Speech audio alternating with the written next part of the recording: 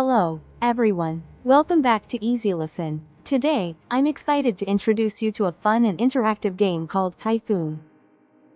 Typhoon requires no preparation, and it's a fantastic way to review vocabulary, practice sentence construction, and even polish up on some general knowledge. Let's dive in and see how it works. To prepare for Typhoon, first, draw a grid on the board or display it on the screen, just like this example. Assign points to each square, and don't forget to hide a few squares with Typhoon symbols.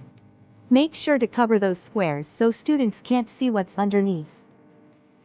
Now, let's talk about gameplay. Divide the class into teams.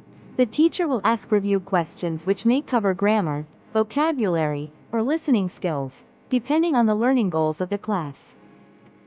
When a team answers correctly, they earn a chance to select a square on the board.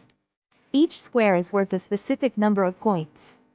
However, if a team lands on a square with a Typhoon symbol, they face a penalty. This could mean losing points or even having points stolen by another team.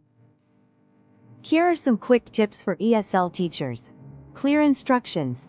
Explain the rules clearly to ensure everyone understands how to play. Language variety. Include questions covering different language skills for comprehensive practice. Engagement. Encourage active participation from all students to create an inclusive and supportive learning environment. And that's how you play Typhoon. It's a versatile and inclusive game that's sure to level up your language skills.